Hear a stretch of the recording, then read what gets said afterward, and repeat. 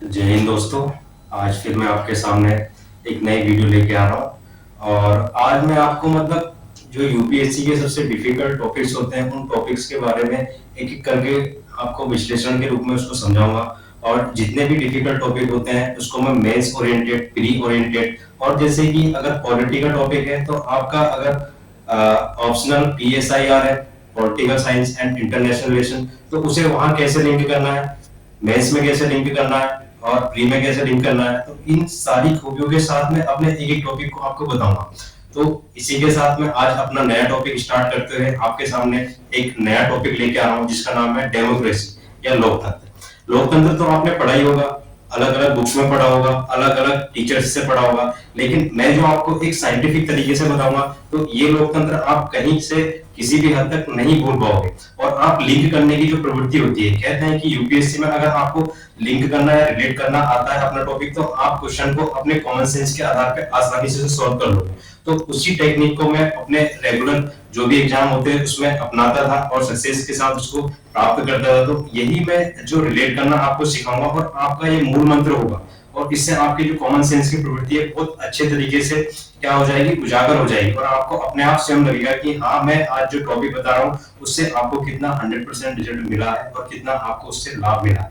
तो स्टार्ट करता हूं मैं, आपका ज्यादा समय नहीं गवाता हूँ। नया टॉपिक स्टार्ट है, डेमोक्रेसी। तो डेमोक्रेसी जैसे कि आज का मेरा टॉपिक है लोकतंत्र।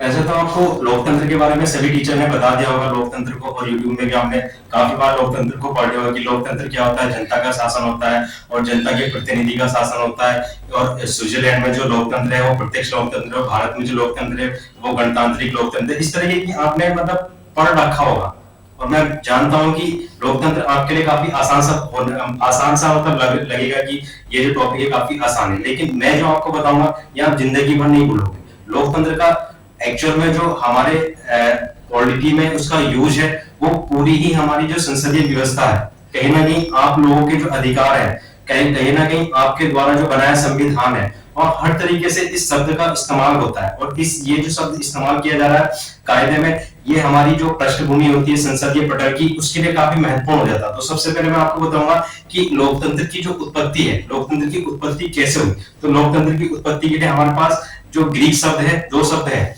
उसके बारे में हम आपको बताएंगे। जैसे लोकतंत्र की उत्पत्ति,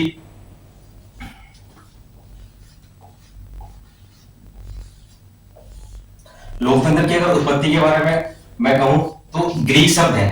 पहला शब्द है डेमोस और दूसरा है क्रेशिया, क्रोशिया, ठीक है।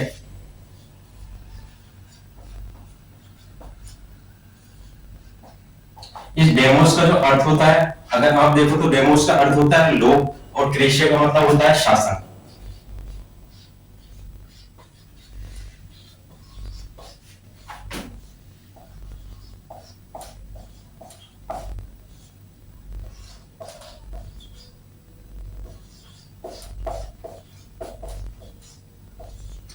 ये ग्रीक शब्द है डेमोस प्लस क्रेशिया, तो इसको मिला के बनता है लोक और शासन। तो सामान्य शब्दों में अगर हम इस शब्द को कहें तो जो लोकतंत्र है इसका अर्थ होता है लोगों का शासन या जनता का शासन या व्यक्ति का शासन, यानी कि आपका शासन, ठीक है। तो ये सामान्य शब्दों में इसकी उत्पत्ति ग्रीक शब्द डेमोस क्रेशिया से होती है। और इसका अगर मैं मीनिंग बताऊं, अगर अर्थ के रूप में इसको या आशय के रूप में आप इसको देखते हो तो क्या हो जाएगा, जनता का शासन, सामान्य से शब्द।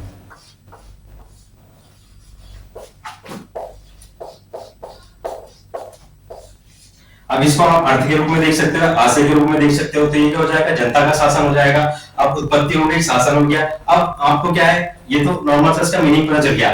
जैसे हम पीसीएस के एग्जाम देते हैं, स्टेट के एग्जाम देते हैं, वहां सीधे डेमोक्रेसी का अर्थ पूछ लिया जाता है कि डेमोक्रेसी का अर्थ क्या होता है, तो जनता का शासन या व्यक्ति का शासन या आपके द्वारा शासन, ठीक है। तो ये एक सामान्य शब्द हो जाएगा। अगर हम इसको सीधे मेंस में अगर लिखें तो सीधे हमें मेंस में 250 वर्ड में लिखना होता है, तो सीधे आप इसको क्या कर सकते हो, अर्थ के रूप में जनता का शासन, ठीक है। अभी जनता के शासन को अगर आपको मेंस में ऐड करना होगा, किस तरीके से मेंस में ऐड करोगे आपको मैं भी थोड़ा आगे बताऊंगा आपको। तो सबसे पहले जनता का शासन हो गया। अब इस ये जो डेमोक्रेसी है इसका सबसे पहले अगर हम प्रयोग की बात करें इस शब्द का, जनता के शासन का, तो अमेरिका के जो पहले राष्ट्रपति थे अब्राहम लिंकन, इस शब्द का जो पहली बार प्रयोग किया गया था आधुनिक लोकतंत्र में, तो अमेरिका के जो प्रथम राष्ट्रपति थे अब्राहम लिंकन, उन्होंने अपने गेटिसबर्ग सम्मेलन हुआ था, वहां पे उन्होंने इस शब्द का पहली बार इस्तेमाल किया था। उन्होंने कहा था कि लोकतंत्र एक ऐसा तंत्र है जहां जनता का शासन या जनता के द्वारा शासन या जनता द्वारा शासित जो शासन होता है उसको ही लोकतंत्र कहते हैं। तो इसका जो पहला इस्तेमाल कौन कर रहा है, अमेरिकी पहला इस्तेमाल के रूप में अगर हम देखें इसको,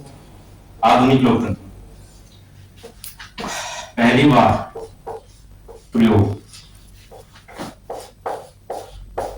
पहली बार प्रयोग कौन कर रहा है, लिंकन द्वारा, ठीक है। अमेरिका के प्रथम राष्ट्रपति अब्राहम लिंकन, उन्होंने क्या कहा कि ये क्या है, डेमोक्रेसी जनता का शासन है, लोगों का शासन है, जनता के द्वारा शासित शासन है। तो उन्होंने इस शब्द को अच्छे मतलब अपने शब्दों में प्रयोग कर दिया, तब से इस शब्द क्या हो गया और अधिक मात्रा में प्रचलित होने लगा। तो आपको ये चीज तीन चीज समझ आ गई, मैंने उत्पत्ति बता दी सीधी सी, आपको ज्यादा घुमा फिरा के या आपको ज्यादा इधर उधर ना बता के सीधे अगर आप किसी चीज की मीनिंग पता है और आप उसको रिलेट कर पाओगे कि डेमोस क्या है, ग्रीक शब्द है, ठीक है, क्रोशे क्या है, ग्रीक शब्द है, इनका मीनिंग क्या है, जनता का शासन। पहली बार प्रयोग कौन कर रहा है, अब्राहम लिंकन के द्वारा गेटिसबर्ग सम्मेलन में इसका पहली बार प्रयोग किया जा रहा है, उसका मीनिंग बताते हैं उन्होंने इस शब्द का प्रयोग कर लिया, ठीक है। तो ये क्या हो गया हमारा एक डेमोक्रेसी का नॉर्मल सा ओवरऑल व्यू हो गया। तो अब आप अच्छे तरीके से समझ जाओगे कि जो डेमोक्रेसी होता है इसका मीनिंग क्या होता है। अब इसके बारे में अलग अलग स्कॉलर आए हैं जिन्होंने इसकी परिभाषा दी है। जैसे कि अगर मैं सीले के अनुसार कहूं तो सीले ने अपने, सीले भी एक स्कॉलर है कह सकते हैं, जो विचारक हैं अपनी अपनी परिभाषा के अनुसार। अभी मैं बताऊंगा कि मैं ये सीले के अनुसार, लिंकन के अनुसार या फिर इनकी उत्पत्ति क्यों बता रहा हूं। इनका जो अभी आप प्रयोग जब यूज करोगे यानी कि जब इसको रिलेट करोगे ना तो काफी इजी हो जाएगा। अब मैं सीले के अनुसार बता रहा हूं तो सीले एक विचारक हैं, इन्होंने जो अपने डेमोक्रेसी का अर्थ बताया, इन्होंने कहा कि जनता के द्वारा शासित जो शासन होता है उसको हम लोकतंत्र कहते हैं। तो सीधा सा मीनिंग हमारा ये हो जाएगा, इन्होंने ये बोला। उसके बाद आता है डाइसी। डाइसी के बारे में आपने सुना होगा। डाइसी क्या है कि जो ब्रिटेन के एक विधिवेत्ता थे, आधुनिक संसदीय शासन जो प्रणाली है उसके एक पितामह के रूप में, ब्रिटेन की जो संसद है उसके पितामह के रूप में भी उन्हें जाना जाता। तो डाइसी के बारे में ये कहा जाता है कि डाइसी के द्वारा अगर डेमोक्रेसी की जो परिभाषा है वो ये दी जाती है कि लोकतंत्र एक ऐसा शासन है जहां जनता का एक जो समूह होता है वो शासन करता है। उन्होंने क्या किया कि ये क्या है, डेमोक्रेसी क्या है, एक ऐसा शासन है जहां क्या जनता का एक अपार समूह, ठीक है, यह एक ऐसा क्षेत्र है जहां पे क्या जनता का अपार समूह क्या करता है, शासन करता है। तो इन्होंने क्या कर दिया, एक ऐसे क्षेत्र को मेंशन कर दिया। अब इस क्षेत्र के अंदर क्या हो जाएंगे, जो रहने वाले व्यक्ति होंगे वो क्या हो जाएंगे, इस क्षेत्र में रहेंगे और इनके द्वारा जो शासन होगा वो डाइसी के द्वारा बोल दिया गया है कि ये क्या है, लोकतंत्र है। यानी कि जनता लोकतंत्र एक ऐसा शासन होता है जहां जनता का एक समूह क्या करता है, शासन करता है। तो डाइसी के अनुसार ये बोल दिया। तो डाइसी कौन है, डाइसी ब्रिटेन के विधिवेत्ता थे, ठीक है। उन्होंने जो संसदीय प्रणाली थी ब्रिटेन में, उस संसदीय प्रणाली के पितामह के रूप में उन्हें जाना जाता। उनका एक महत्वपूर्ण कथन के बारे में आपने सुना होगा। उनके द्वारा यह कहा जाता है कि ब्रिटेन की संसद वो सभी काम कर सकती है जो विश्व की कोई संसद नहीं कर सकती, बशर्ते ब्रिटेन की संसद केवल ये काम नहीं कर सकती कि स्त्री को पुरुष बना के और पुरुष को स्त्री बना के, बाकी दुनिया के जितने भी काम है ब्रिटेन की संसद के द्वारा वो किए जा सकते हैं। यानी कि वो कोई भी ऐसा नियम कानून बना सकती है जो क्या है, व्यक्ति के मतलब हितों के लिए हो, व्यक्ति के हितों के लिए, हर तरीके का मतलब नियम कानून के द्वारा ब्रिटेन की संसद बना सकती है। क्योंकि ब्रिटेन में जो शासन चलाया जाता है, ब्रिटेन का जो शासन होता है वो क्या होता है कि संसदीय शासन प्रणाली पे आधारित है और वहां क्या संसद को सर्वोच्चता दी गई है। जबकि भारत में अगर हम देखते हैं तो यहाँ क्या है, विधि का शासन, यानी कि विधि के द्वारा जो शासन चलाया जाएगा यहाँ उसको मान्यता दी गई है, क्या विधि की सर्वोच्चता दी गई है। जबकि ब्रिटेन में संसद को सर्वोच्चता प्रदान की गई। तो मैं अभी ज्यादा नहीं जाऊंगा तो टाइसी के अनुसार हो गया, सीडे के अनुसार हो गया, लिंकन के अनुसार पहली बार प्रयोग हो गया। अब नॉर्मल सा मैं इसका रेफरेंस देता हूं कि अगर हमारा मेंस में हमारा कोई क्वेश्चन आता है कि लोकतंत्र क्या होता है, क्योंकि अगर आप पीएसआईआर के स्टूडेंट हैं या फिर आप जीएस 2 में इसका प्रयोग करोगे, जीएस 2 में हमारा पॉलिटी पूछी जाती है, भारतीय राज्य व्यवस्था पूछी जाती है, तो आप इस तरीके के जो शब्द है कहीं ना कहीं पूछे जाते हैं कि भारतीय लोकतंत्र की विशेषताएं बताइए, भारतीय लोकतंत्र के बारे में बताइए कि भारतीय लोकतंत्र का जो आधुनिक मॉडल है किस स्वरूप पे आधारित है। इस तरीके से क्वेश्चन आपसे वहां मेंशन कर लिए जाएंगे। तो हम क्या करेंगे, सबसे पहले ज्यादा हमें नहीं लिखना, ये 4-5 लाइन अगर आपने लिख दी तो मैं मानता हूं कि आपका आंसर बहुत ही अच्छा और सुसज्जित हो जाएगा। तो पहले के लिखोगे आप उसमें डेमोक्रेसी लिखोगे, डेमोक्रेसी की उत्पत्ति के बारे में लिखोगे, उसका अर्थ लिख दोगे और पहली बार प्रयोग लिख दोगे सीधे के। और ये क्योंकि आप अगर स्कॉलर का रेफरेंस देते हो तो आपके मार्क्स जो है अन्य बच्चों की तुलना में काफी अच्छे हो जाते हैं। तो ये सारी चीजें अगर आपने मेंशन कर दी तो मिनिमम से मिनिमम आपके 60 से 70 पॉइंट अच्छी लाइन में आपके हो जाएंगे और आपका आंसर एक बहुत ही अच्छी प्रवृत्ति का हो जाएगा और एग्जाम में आपको खुश होकर अच्छे नंबर प्रदान कर देगा। तो ये हमारा लोकतंत्र का नॉर्मल सा इतना रेफरेंस था।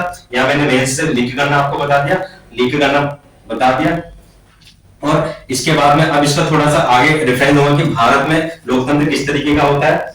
और तो अभी हमने जो डेमोक्रेसी का ओवरऑल जानने की कोशिश करी, किस तरीके से डेमोक्रेसी की उत्पत्ति होती है, उसका अर्थ होता है और उसके बारे में जो स्कॉलर है उन्होंने अपनी क्या क्या परिभाषाएं दी हैं और उसको हमें मैथ्स में किस प्रकार से मेंशन करना है। तो ये आप बहुत अच्छे तरीके से कर सकते हो। कम वर्ड में कहते हैं अगर आपको स्मार्ट स्ट्रेटेजी को एक अच्छा प्रशासनिक अधिकारी बनना है तो अच्छे शब्दों में अच्छे आंसर लिखने की कोशिश कीजिए, जो कि क्या है आपको अन्य बच्चों से एक अलग बनाएगा। तो वही प्रयास हम यहाँ पे कर रहे हैं और वही प्रयास आप भी नोट डाउन करिए इसे और लिखिए, क्योंकि इससे क्या होगा आपकी लिखने की और जो कम वर्ड में अच्छा आंसर लिखने की प्रवृत्ति है वो कहीं ना कहीं जनरेट होगी। तो अब मैं आपको बताऊंगा कि जो डेमोक्रेसी होती है, डेमोक्रेसी के टाइप्स कौन कौन से होते हैं। तो इसमें जो डेमोक्रेसी 2 प्रकार से हम देख सकते हैं। पहला होगा प्रत्यक्ष लोकतंत्र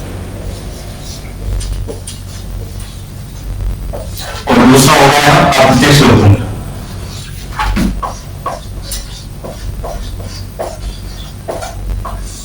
प्रत्यक्ष लोकतंत्र को हम सामान्य शब्दों में समझते हैं तो प्रत्यक्ष लोकतंत्र को हम किस प्रकार से इसको हम स्विट्जरलैंड के एग्जांपल के रूप में समझ सकते हैं। स्विट्जरलैंड में क्या होता है कि आपको किसी मुद्दे का अगर नियम कानून बनाने हैं तो जनता की सहमति आवश्यक होती है। मान लिया कि अगर आपको कोई मूल अधिकारों से संबंधित कोई नियम या कानून बनाना है या किसी के मौलिक अधिकारों से संबंधित कोई एक ऐसा एक्ट पास कराना है कि जो क्या है व्यक्ति के अधिकारों के हितों की रक्षा करता है, तो इसमें क्या करेंगे, संसद के पटल में वो नोटिफिकेशन सबसे ऊपर आएगा। अब वो क्या होगा, जनता की राय जानने के लिए उस नोटिफिकेशन को जनता के समक्ष पेश कर देंगे। अब जनता उसमें सहमति देगी या नहीं देगी तो ये डिपेंड करेगा जनता के ऊपर। अब जनता अगर उसको सहमति देती है और सहमति के आधार पर वो क्या होता है कि रेशियो है, यानी कि 50% से अधिक का अगर उसमें रेशियो है तो वो क्या हो जाएगा, नियम कानून बन जाएगा। अगर जनता की सहमति नहीं होगी तो वो क्या होगा, नियम कानून वहीं पर रद्द हो जाएगा। तो कहने का मतलब यही कि जनता की जो सहमति होगी, कोई मुद्दा होगा इसी मुद्दे पे कानून बनाना होगा तो जनता की सहमति उसमें आवश्यक हो जाएगी। तो वो क्या कहलाएगा, वहां पर प्रत्यक्ष लोकतंत्र कहलाएगा। ठीक है, यानी कि नियम कानून कौन बनाएगी, जनता, जनता का शासन। डेमोक्रेसी का जैसे कि अर्थ आप समझ रहे हो तो सबसे प्रत्यक्ष दर्शी जो उदाहरण के रूप में है प्रत्यक्ष लोकतंत्र का वो स्विट्जरलैंड है। तो जनता के क्या हो जाएगा, अगर कोई कानून बनाना है तो जनता बनाएगी प्रत्यक्ष लोकतंत्र।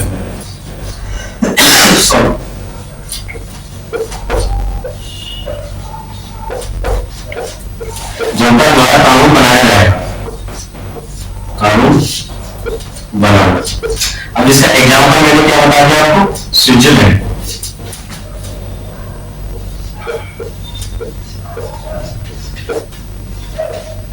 तो ये क्या हो गया, प्रत्यक्ष लोकतंत्र का सबसे अच्छा उदाहरण हो गया और इसको ही मतलब सर्वसहमति के आधार पर कानून बनाने की अधिकार प्रदान किया। अब अप्रत्यक्ष लोकतंत्र हम क्या कहेंगे, अप्रत्यक्ष लोकतंत्र का दूसरा नाम क्या होता है, प्रतिनिधि लोकतंत्र।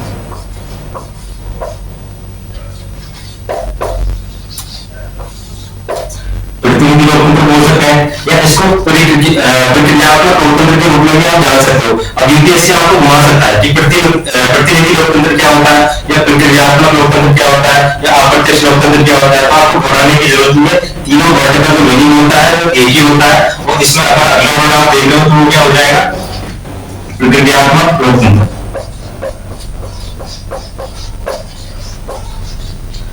तीनों वर्ड का मीनिंग एक है। और यूपीएससी आपसे यहाँ से क्वेश्चन प्री के हिसाब से अगर यूपीएससी क्वेश्चन बनाएगी तो वो प्रतिनिधि लोकतंत्र से पूछ सकती है और क्रियात्मक लोकतंत्र के रूप में आपसे पूछ सकती है। तो आपको ध्यान देना है शब्दों के साथ यूपीएससी के लिए आपके साथ। तो जो प्रतिनिधि लोकतंत्र होता है वो क्या होता है कि प्रतिनिधियों का शासन, यानी कि आपके द्वारा जो अपने प्रतिनिधि होते हैं, मान लिया आपने जो अपना प्रत्यक्ष वोट का या अपने मताधिकार का इस्तेमाल किया है, जो आपके क्षेत्र में जो प्रतिनिधि बने होते हैं। आप भारत क्या है, भारत में क्या होता है कि इसमें आपके प्रतिनिधि जो होते हैं संसद के पटल में आपकी बातों को रखते हैं, लेकिन वो जो प्रतिनिधि होते हैं कैसे चुना, उनका चुनाव कैसे किया जाता है, आपके द्वारा मताधिकार का प्रयोग किया जाता है। तो जब आप अपने मताधिकार का प्रयोग करके उसे संसद के पटल में पहुंचाते हो, पार्लियामेंट के अंदर पहुंचा देते हो, तो वो व्यक्ति क्या करता है, आपसे संबंधित जितने मुद्दे होते हैं तो वो संसद के अंदर रखते हैं और उससे संबंधित जितने भी मुद्दे होंगे उनके क्या होगा, नियम कानून बनाया जाएगा। तो संसद के भीतर आपके द्वारा जो प्रतिनिधि चुने जाते हैं उनके द्वारा जो कानून बनाया जाता है उसे क्या बोल देंगे, प्रतिनिधि लोकतंत्र के रूप में जान देंगे। प्रतिनिधि द्वारा बनाया कानून या प्रतिनिधि द्वारा शासित शासन, प्रतिनिधियों का शासन।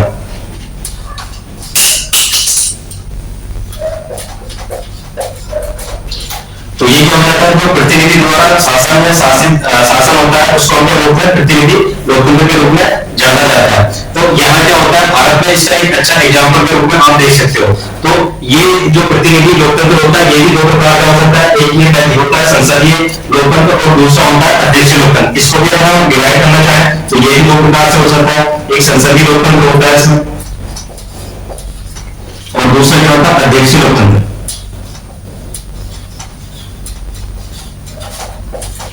अभी संसदीय लोकतंत्र और अध्यक्षीय लोकतंत्र, अब संसदीय लोकतंत्र का जो इस्तेमाल किया जाता है भारत के अंदर किया जाता है क्योंकि यहाँ जो सर्वोच्च शक्ति का इस्तेमाल किया जाता है। सर्वोच्च शक्ति क्या होगी, जो पार्लियामेंट के द्वारा बनाए गए कानून होंगे, यानी कि संविधान के द्वारा जो संविधान में चीजें लिखित है उल्लेखित है और उसके आधार पर यदि कोई कानून बनाना होगा या नियम बनाना होगा तो वो संसदीय लोकतंत्र के अंतर्गत आ जाएगा और वो अध्यक्षीय लोकतंत्र की। तो ये प्रणाली भारत में अमेरिका में अलग अलग रूप में आपको देखने को मिलेगी। तो इसमें ज्यादा विस्तार में आज आप केवल हम ये देखें कि प्रतिनिधि लोकतंत्र क्या होता है, संसदीय लोकतंत्र और अध्यक्षीय लोकतंत्र दो प्रकार का होता है। भारत के अंदर जो मॉडल अपनाया जाता है संसदीय प्रतिनिधि लोकतंत्र के रूप में इसको हम देख सकते हैं। तो संसदीय प्रतिनिधि लोकतंत्र में आपके द्वारा जो प्रतिनिधि होते हैं उनके द्वारा आपकी बातों को संसद के पटल में रखना, उसके आधार पर उसमें कानून या नियम को बनाया जाना। ठीक है, तो ये क्या हो जाएगा, हमारे संसदीय लोकतंत्र के प्रकार हो गए। हमने पहला प्रकार देखा प्रत्यक्ष लोकतंत्र और दूसरा अप्रत्यक्ष लोकतंत्र। प्रत्यक्ष लोकतंत्र में हमने देखा जनता के द्वारा जो कानून बनाया जाएगा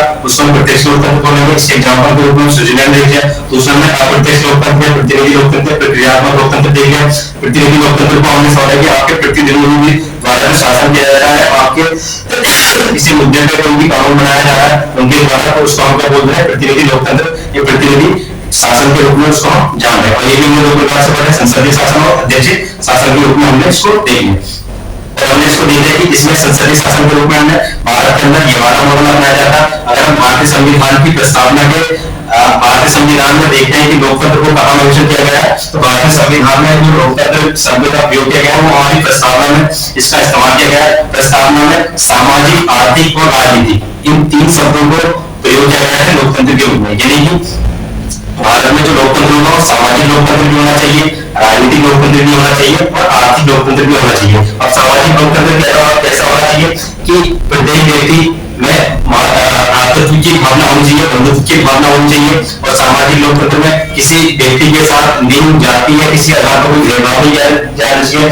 आर्थिक स्थिति उसकी समान होनी चाहिए। कोई अमीर इतना अमीर नहीं होना चाहिए, कोई अमीर इतना अमीर नहीं होना चाहिए कि वो किसी गरीब को खरीद सके और कोई गरीब इतना गरीब नहीं होना चाहिए कि वो क्या कर सके, अपने आप को बेच सके। तो लोकतंत्र में क्या होना चाहिए, सभी की जो गरिमा होती है उसका समान और समान स्वरूप, मतलब किसी भी व्यक्ति की गरिमा का समान रूप से ख्याल रखा जाना चाहिए।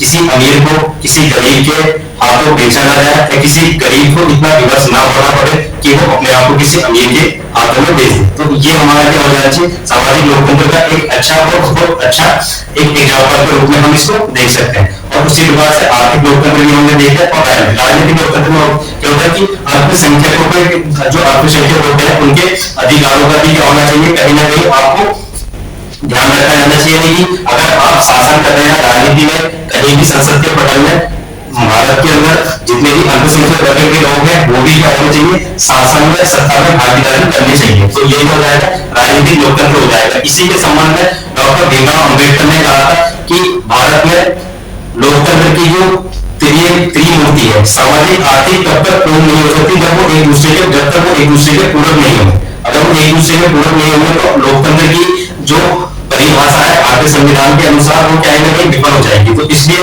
हम ये भी कह सकते हैं कि ये जो होता है भारत में अगर लोकतंत्र को हम देखते हैं तो इसमें किसी आयाम को एक दूसरे के पूरक होने चाहिए।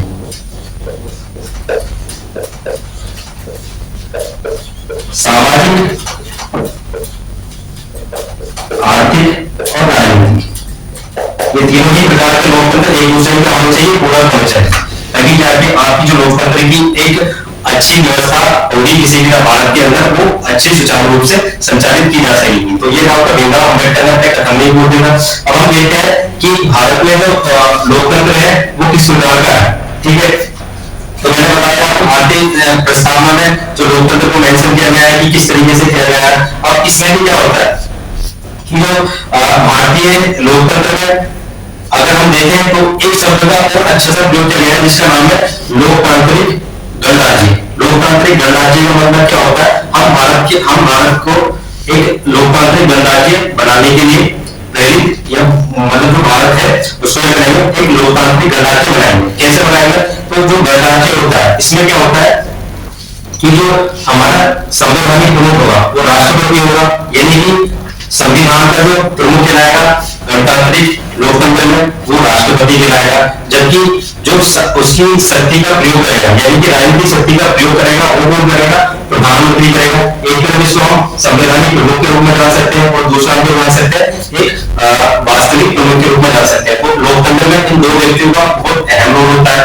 ठीक है, तो इस तरीके से लोकतंत्र को ओवरऑल आपने देख लिया। अब इससे संबंधित जितने प्रमुख प्रश्न होंगे वो मैं आपको प्री और मेंस के हिसाब से नेक्स्ट वीडियो में बताऊंगा। और ये जो हमने पढ़ा लोकतंत्र पढ़े, अब इसका प्रयोग क्या होगा, लोकतंत्र यानी कि जनता का शासन। अब जनता क्या है, जनार्दन है। आप प्रत्यक्ष रूप से अगर किसी व्यक्ति को 5 वर्ष के लिए संसद के पटल में देते हैं, अगर वो व्यक्ति आपके अधिकारों की या आपके सामाजिक, आर्थिक या राजनीतिक जो हक है उनकी अगर वो रक्षा नहीं करते तो नेक्स्ट 5 वर्षों में आप क्या कर सकते हो, उसे उसके पद से निष्कासित करा सकते हो। तो ये लोकतंत्र की सबसे बड़ी शक्ति होती है और इसी के बारे में हमें क्या है संविधान में शक्ति प्रदान की गई है। तो ये लोकतंत्र का ओवरऑल एक व्यू था, मैंने आपको उसको बता दिया। इससे संबंधित जितने प्रश्न होंगे वो आपको नेक्स्ट वीडियो में मैं आपको बताऊंगा प्री और मेंस के हिसाब से। उसी में मैं रिलेट करना भी आपको बताऊंगा कि किस तरीके से हमें ये डेमोक्रेसी को अपना प्रयोग करना है। तो अब हम देखे आएंगे अगले टॉपिक में संविधान और संविधान भाव दोनों में अंतर क्या होता है, और उसी में मैं डेमोक्रेसी को लिंक करूंगा कि किस तरीके से डेमोक्रेसी को संविधान और संविधान में हमें पढ़ना। तो आज के लिए इतना ही काफी है। वीडियो अच्छी लगती है तो इसे शेयर कीजिए और चैनल सब्सक्राइब कीजिए और लाइक कीजिए। धन्यवाद।